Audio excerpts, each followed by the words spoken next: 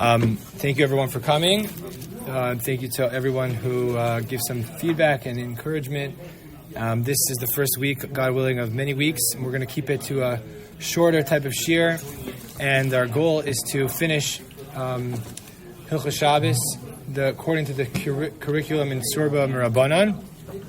This week is sponsored in honor of my grandmother's upcoming first yortzeit, Anna Miriam Bas Shmuel, and just in honor of this new initiative.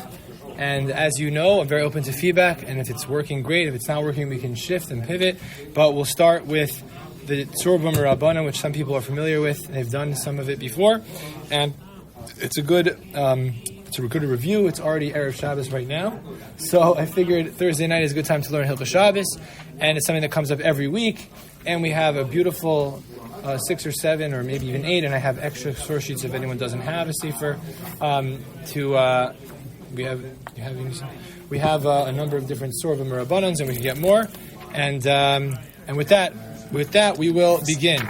So there's a well-known drasha that Rav Soloveitchik gave, and he talked about this a lot of times, that when he came to America from Europe, he says, it's not for Shabbos that my heart aches for. It's not that the Shabbos in the Altahim in the good old days of the shtetl, it's not really that special avirah, that special environment of Shabbos, but rather he yearns for the Erev Shabbos. The Erev Shabbos, and he says in America there's no Erev Shabbos Jew. Everyone's, it's no different today in Canada or in North America in general, that they drive back, from work, and about 5 minutes, before Shabbos starts, they jump in the shower and they enter Shabbos. He says that's not the way that it was, growing up, and that's not the way that it should be. And he says that sort of that environment and that overall experience of anticipation for Shabbos and pulsing through people's hearts, that is not found today. And it's something that we ourselves have to work on. And one of the ways to work on it is when you prepare, right? If you don't prepare, you're not prepared. You're just preparing for not succeeding. So that's part of our voda. Yes. If you fail to prepare, what is it, Ami? Fail to prepare to fail. If you fail to prepare, you prepare to fail. Very good. Okay. So we're going to begin with Erev Shabbos. Some of the halachos of Erev Shabbos. Number 1, traveling on Erev Shabbos. We'll talk about eating on Erev Shabbos. We'll talk about what the types of things you're allowed to do or what you're not supposed to do on Erev Shabbos. So I'm not going to do every source in the Tzurbah Mirabanan. We're not going to get through anything. We're going to cover, hopefully, every week a new shiur. So on the source sheet, you'll notice that it's not, you'll see, where's source number 3? Where's source number 6? It's because I took a smattering of the sources that I thought were essential and I put them down on the source sheet. So the Gemara in Shabbos, Daf Yud Tes Amud Aleph, the first source, tells us, Ein mafligin besfina pachos mishlosh yamim kodem l'Shabbos. A person is not allowed to set sail on a ship fewer than 3 days before Shabbos. For a Dvar Rishos, however, for a Dvar Mitzvah, you're allowed to get on the boat. Now, most Rishonim understand this to mean that from Wednesday already, right? Wednesday is the day you can't start traveling, but others maybe suggest maybe it's Thursday, Friday, and including the third day of Shabbos. So what's the problem with going on the boat? And you'll see that this is going to be a parallel to today's day and age, which I guess you could in theory travel on boats, but you'll see it's relevant to other shilas as well. So what is the problem? So the Mishnah Brura on source number 3 quotes 3 or 4 different views. One view is the Ish Omrim that says the Tam Shema Yitztarach Yisrael Lasos Malacha Ba'atzim B'Shabbos V'Shum Pikuach Nefesh. Maybe I'm going to get in a situation, I'm on a boat, and someone's going to have a life-threatening situation. So I'm entering into a situation that could potentially lead to a Safek Pikuach Nefesh. Now, if I travel earlier on in the week and something happens, okay, that's not my fault. But if I place myself in a situation close to Shabbos where I'm going to then have to violate Shabbos, that's a problem. Second opinion is the Rif. The Rif is something very interesting. He says the reason that you can't travel 3 days before Shabbos on a boat is it's Bittul Onig Shabbos. It's not so enjoyable. Maybe you'll get a little seasick. Maybe it'll be a bumpy road. It won't be so enjoyable. And you'll go through Shabbos with not such Oneg Shabbos. And therefore, we don't travel 3 days before Shabbos. And the third opinion, he says, is it has to do with this gezerah of building a raft, which we'll talk about. It may not be relevant today. And those are the reasons that he mentions. There's also another reason of Tchum. But those are basically the reasons that are mentioned. What about today? Does this apply today? So there's a general concept which we'll return to many, many times throughout learning Hilchos Shabbos, which is the concept of a takana. If we say afal bi shabatla taima gezerah lo batla, once there's a decree or rabbinic enactment, even if the reason behind that enactment is no longer relevant, we still keep the rabbinic enactment. Sometimes. So that's the question. When there's no reason that's no longer relevant, do we still keep it or not? So many poskim say that this is still in effect because it was in a formal gezerah, it was a formal decree, and even if the reason is not relevant, but still, we still maintain this prohibition. What about if a person is not going to do any malacha? Can they travel on a cruise that is being run by, let's say, Jewish people, not religious, but Jewish people, an Israeli cruise ship or something of the like? So you're not doing any malacha. You're traveling more than 3 days before Shabbos. So Rav Moshe Feinstein is lenient in source number 5, Igros Moshe, Chilek Aleph Simin Sadi Beis. However, Rav Ovadia Yosef in Yechavedas, Chilek Vav Simin Tez Zayin, he says absolutely not. Even though you're not doing anything directly, but you're causing other people to do malachos on your behalf. And he quotes from the Lubavitcher Rebbe, Shlita, I guess at that time it was Shlita, and he says, sometimes it's still Shlita. No, it could be, I don't know. Ravadi is in the closet of Shlita.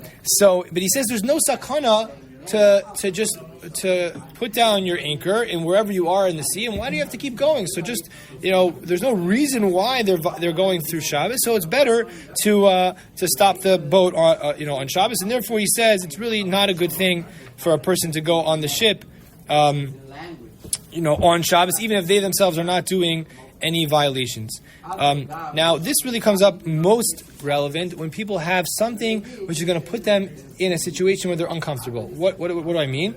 So, for example, if we're going to go with the Rif's reasoning, that the reason why we're not traveling to begin with was I'm going to get sick, it's going to be a bumpy road, it's a bit to Onik Shabbos. So then maybe if a person has an opportunity to schedule a surgery, some people have this idea that, well, I have work and I have Shabbos. Well, if I schedule my surgery on Thursday, I have Thursday, Friday, Shabbos, Sunday. By the time it's Monday, I'm already back to normal. But you're going through a Shabbos where you're really not in such a great, comfortable state. So the Minchas Yitzchak and other poskim say it's really not the right thing. It's really better if you can. Everyone's situation is different. If the surgeon says this is my only time available, then you take it, obviously. But ideally, to schedule to do something which will put you in a state where you're not comfortable on Shabbos, we try our best not to do that. We mentioned the concept of traveling on a boat. The poskim discussed, what about traveling on a train? Can I be on a train? Somehow I worked out the payments. I worked out can I be on a train? Can I be on an airplane? Is there travel itself? Is that a problem? So it's interesting. They start to discuss this whole concept of, well, if you're on a train, it's very bumpy. It's even more bumpy maybe than the ship. So we see that can make you more uncomfortable. And then there's a shita of the Tzitz Eliezer where he says going on an airplane, you're so movable, you're like in the sky, so it's even worse. What I think is the most convincing argument that's made in the poskim comes from a Ramban. And this is another concept which we're going to return to time and again when we learn Hilchos Shabbos, and that is, still see you there. Thank you, Roni, for all your help with this. The base argument is based on a Ramban. The Ramban says, why is Shabbos referred to as Shabbaton? It's not a Shabbaton and says why Shabbaton, but a Shabbaton. Shabbaton means that it's a day which the Ramban says, and technically you could cover your bases and not do anything on the books, which is a malacha, but you could spend your day doing lots of tircha, lots of things that are menial tasks and not Shabbostic activities. And the Ramban says that's included in the mitzvah of Shabbaton.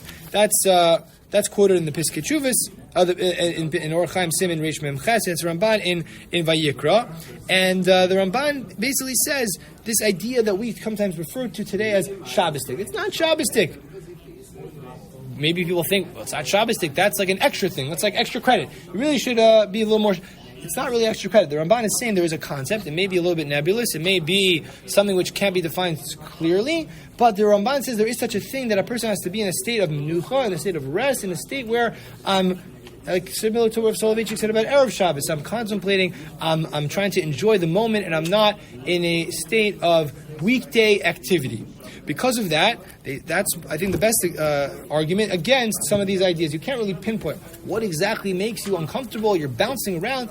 But the best argument is that being on a plane or being on a train is not a Shabbos-tic activity, and it's not extra credit. It's actually included in the way that the Torah refers to, according to the Ramban, the way that the Torah refers to the mitzvah of Shabbos. Now, if a person, we'll talk about planning and traveling with enough time to make sure you get to your destination before Shabbos, but if a person, what happens just on a bottom line level, if a person is on a plane and whatever, they're delayed and they didn't realize, and they pass through the Tchum and they reach the airport and it's already Shabbos according to all Shitas, so you're really not supposed to get out of the plane because you're supposed to stay in the Tchum. Okay, you're not supposed to get out of the plane. They're not going to let you stay on the plane. So then technically you're supposed to stay in the airport because you're not supposed to, since you came from the outside the Tchum, you're supposed to stay in the airport. Okay.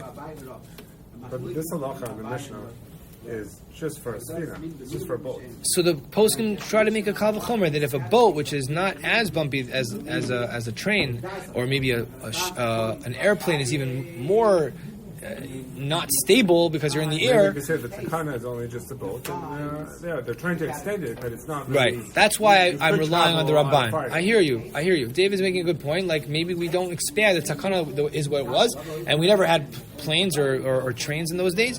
The poskim do say, the Chasam Sofer and others, they do quote this Ramban. It's not just the Ramban in Ala Torah and it's just like an agadic source. It's actually brought in the poskim.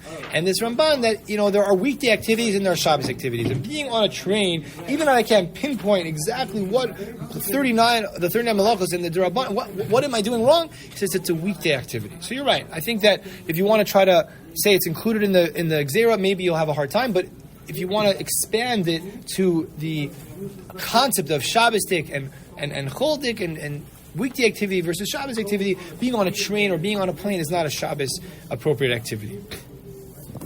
Okay, when does the preparation for Shabbos start? So, I guess part number 2.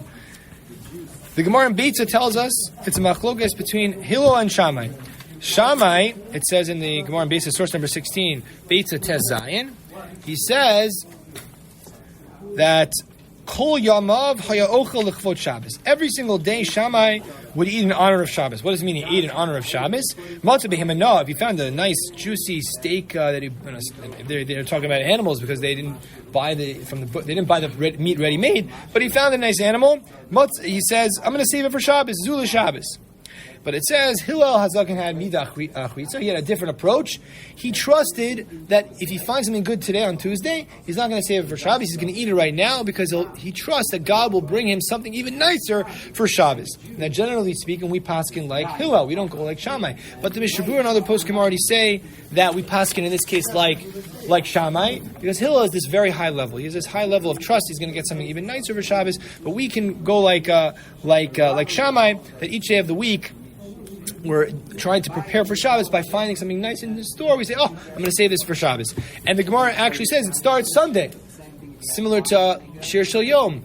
Hayom Yom Rishon LeShabbos. Every single day is anticipation for Shabbos. So really, we think that preparation for Shabbos starts on Friday, or maybe if you're really special, Thursday. It starts on Sunday. That's when we can start to do preparation for Shabbos. Another area in which you have to prepare for Shabbos is brought in the poskim as doing laundry. It's actually in the Gemara in Bava Kama. It's cited as one of the takanos of Ezra. Ezra made a decree that you're not supposed to do laundry on Erev Shabbos. You should do laundry on Thursday, on Yom Chamishi. Now, is that really specifically not Friday?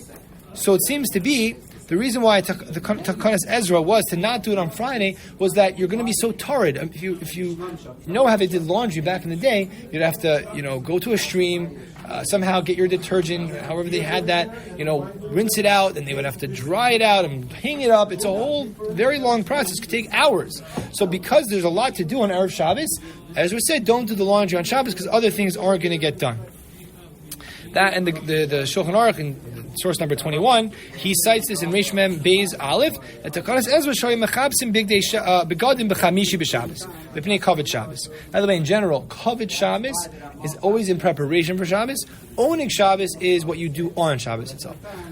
So does this apply today? We have washing machines. I mean, I don't know how much laundry a person has. You can have a lot of little ones running around. You can have a lot of laundry, but it's not going to take up so much of your time that you won't be able to get anything else done. So does this still apply on today? So like I mentioned before, we're going to keep coming back to this concept. Even though the reason doesn't apply, does the decree still apply? So the Shmir Shabbos says, no, it does not apply. Since Ezra included the reasoning in his whole thought process, so when the thought process is not relevant anymore, like today where we have modern methods of doing laundry, we can do laundry today on Friday. What did you say, Ronnie? Or is it like Thursday, right? In the summer or the winter, like tonight, right? It's already Friday, right? Like it's already on Shishi, but there's no nafkamina here. There's no nafkamina because the poskim say there's no inyan to not do laundry on Friday anymore. Oh, okay. It was the only reason there was a problem because it was a very onerous process. But today, it's not hard to do. So you could throw something in the laundry. You could do other things. Doesn't take up as much energy. Does that same thing hold true for call night? Where you're not supposed to do That's a different issue. Okay. That's a different issue. You're saying doesn't apply today, right? Very good, very good. Yeah, that the argument could be made. I know the poskim don't say this, but I could definitely see that argument could be made. Why can't we do laundry today? Chol HaMoed is. I know my mother-in-law always says it's my oneg or what she calls it, her simchas yantiv. It's her simchas yantiv that she should be able to do the laundry. That's what she always. Okay, there is a concept of waking up early to prepare on Erev Shabbos. It's learned out from the Man, the Jewish people. Rashi says on the Gemara in Shabbos Kuf Yud Zayin 26 and 27. Rashi tells us that they woke up early to get the Man. So there's an idea of waking up early to on Erev Shabbos as well today. Let's say, especially in Eretz Yisrael, this is I remember the bakeries, right? The smelly that you could smell the bakeries even Thursday night. So let's say a person wants to get some of their Erev Shabbos shopping early before they daven on Friday, because they know if they wait till after they come back from work, is not going to have enough time. Right? This week is the first early Shabbos week where after daylight savings is no longer. So a person works. We're going to get to working on Erev Shabbos in the next 8 minutes. And a person knows they're not going to get their shopping done for Shabbos if they don't go before davening, because the only time they could do is wake up early, go to shopping, and then daven, and then go to work. If they wait till after work, it's not going to... So usually we don't do things for our own personal needs before davening. You're not really supposed to go shopping, just, need a new pair of jeans, or you want to see them, go to the Apple store. Best place ever. They know how to get you to spend money, just like hanging out in the Apple store. But are you allowed to go and shop for your Shabbos needs? So the Mishnah Berurah writes in Or Chaim Reish Nun Sivkon Aleph, he says yes, because that's not my own needs. That's Chefsei Shemayim. That's for Hashem, and therefore I can even go before my davening. I can go and buy those rolls, buy that special bakery, whatever I'm buying that I know I can't get later, or I'm not going to have enough time. I can even go before davening. The poskim say, the Shmir Shabbos of Norway says it's a good thing to say Zeh L'Kavod Shabbos. I'm doing this L'Kavod Shabbos. I remember I once played basketball with Rabbi Mordechai Willig's son, Simcha Willig. At the time I didn't know who he was, but the whole game, it was like Thursday night. It was like Kavod Shabbos, the Kavod Shabbos. I was like, what is this? Who is this? What is he doing? Every shot, look, Kavod Shabbos. And apparently he was saying like he's preparing for Shabbos, and everything could be Kavod Shabbos. So that was my one interaction. I think I had one or two interactions with Simcha Willig. He has a fascinating PhD dissertation to NYU on the altar of Slobodka. It's like 700 pages long, and I have it. It's not published, but I just printed it out, put it in a nice ring binder. I was doing a series on the Musar movement, so I printed it out. To'ameha became very, very popular. I think it kind of is its own thing, not necessarily what the original meaning was, but what do I know? I'm not Hasidish, so I mean, maybe one day. But I was exposed to this idea of To'ameha, and we're having To'ameha maybe a little bit right now. Yeah, there you go. So where does it come from? So it's actually cited in the Mishnah Berurah, in Reish Nun Sivkan Beis, I say Or Chaim, it's always Or Chaim in Mishabura, but he quotes from the Shulchan Shlomo, which the Magen Avram says also comes from the Arizal, that there's an Inyan to taste the food of Shabbos to make sure that it's good. V'remez l'zeh, and there's a hint to this from the Musaf davening where we say To'amea Chaim Zachu, that if you taste from it, then you will be zocheh to life. Now, it's not so hard to do this. It's a pretty easy mitzvah to do. But we should have the kavanah that we're tasting it. We're having in mind to have a special preparation for Shabbos. Personal preparation is always ideal. There's stories in the Gemara that each Amora used to do it themselves. They used to salt the fish. They used to do it. They didn't have their send somebody else to do it. They always wanted to do it themselves. The question is, don't we have a concept called shlichus? Don't we know that shliach shel adam kamoso, that a person sends an agent that can do it as themselves? And the Gemara brings this as a proof of mitzvah bo yoser mibishlucho, that doing it yourself is even better. Why is it better? So the Sha'ar Tzion says something very lumdish.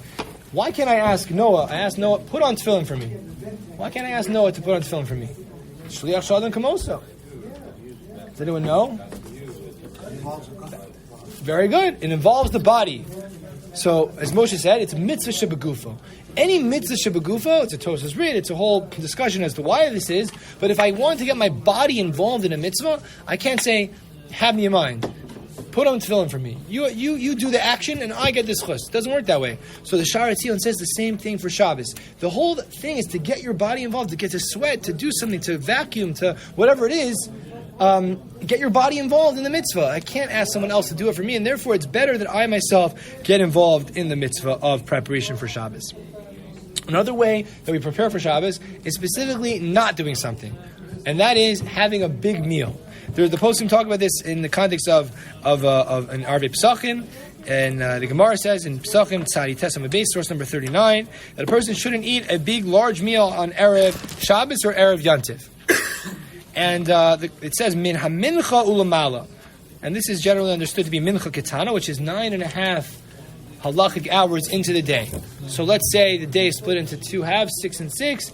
So let's say, I don't know, approximately chatzos today is, 12 o'clock. I don't know exactly. I'm just roughly estimating. So then another 3.5 halachic hours. So something like 3 or 2:30, 3:30, some point in the afternoon. You shouldn't have a large meal. One of the reasons that the Mishnah B'er Halacha says this and others say this is so you should have an appetite. I said 2:30ish. What is it? Yeah, 2:30. 2:30. I did say 3:30. Latest meal. Okay. It says latest meal. Latest meal. Wow. My Zman is very frum. You're not supposed to have a large meal. So what is a meal? So generally speaking, like washing and mikoveh suda, that's called a meal.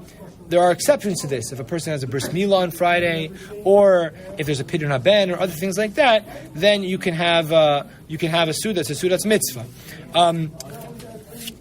The Rambam seems to say that that's only by kviya suda, but just snacking in general, that you can snack all day. It also may depend on the person. If you're a teenage boy, you could have a massive meal at like 4 o'clock and be hungry at 4:02. So what's the problem?